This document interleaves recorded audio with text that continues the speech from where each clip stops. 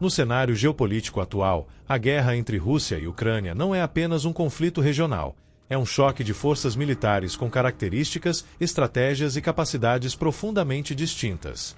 Ambos os lados entraram em um jogo estratégico que mistura alta tecnologia, resistência popular e um uso calculado de recursos.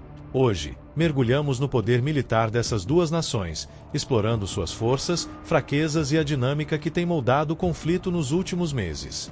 De um lado, a Rússia, herdeira direta do gigantesco aparato militar soviético.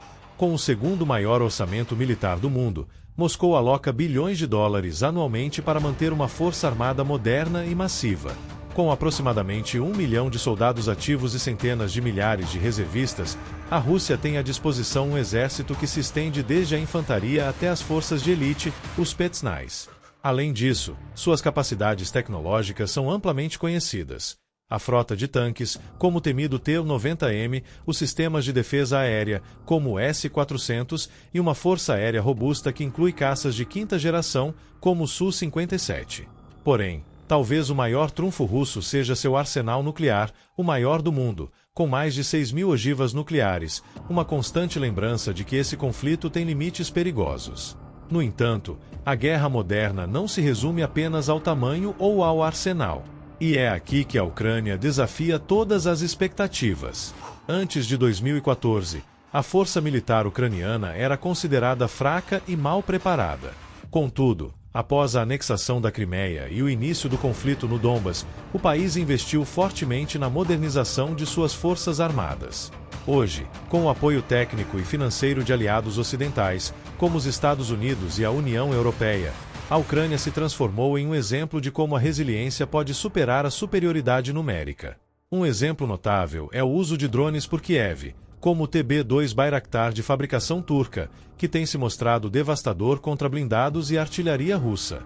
Além disso, os mísseis HIMARS fornecidos pelos Estados Unidos e os sistemas de defesa antiaérea Iris-T, alemães, têm desempenhado um papel crítico na proteção contra bombardeios e na condução de contra-ataques eficazes.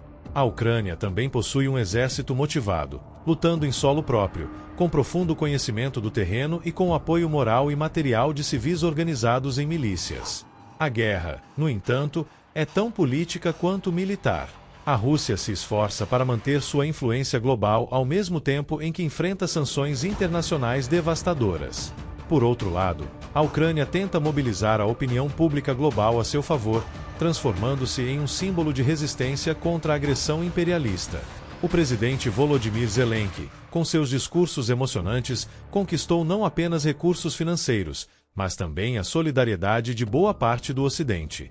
Mas o conflito revelou as vulnerabilidades de ambos os lados. Para a Rússia, as falhas logísticas e os erros estratégicos expuseram uma realidade desconcertante. Suas forças não eram tão invencíveis quanto se pensava. Desde colunas de tanques emboscadas até o fracasso em capturar Kiev rapidamente, as deficiências russas deram à Ucrânia tempo e esperança.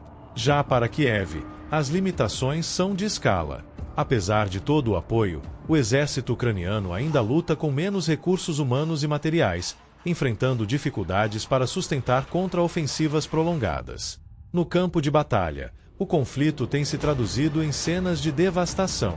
Cidades como Mariupol foram praticamente arrasadas, enquanto áreas como Bakhmut se tornaram campos de batalha intermináveis, onde cada metro de terra é disputado com um custo altíssimo. A guerra de atrito, que parecia uma tática obsoleta, voltou a ser uma realidade, destacando o alto custo humano e material. Neste exato momento, os avanços são medidos em metros, não em quilômetros.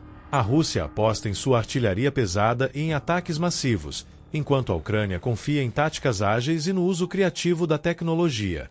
Mas a pergunta permanece: por quanto tempo ambos os lados podem sustentar esse ritmo? Para a Rússia, manter uma guerra prolongada sob sanções e isolamento diplomático é um desafio. Para a Ucrânia, depender de apoio externo cria uma dependência perigosa, especialmente se a atenção global começar a desviar para outras crises. Enquanto isso, a população civil é quem paga o preço mais alto. Milhões de ucranianos vivem sob constantes bombardeios, sem acesso à água, eletricidade ou medicamentos, enquanto famílias russas enterram jovens soldados enviados a um campo de batalha que muitos nem sequer entendem. No final, essa guerra não é apenas um confronto entre exércitos, é um teste para o futuro das guerras modernas. Drones, ciberataques, propaganda e alianças globais definem este conflito, mas também mostram o preço humano e político que uma guerra total impõe a todos os envolvidos. Seja qual for o desfecho, as lições extraídas deste confronto moldarão a geopolítica global por décadas.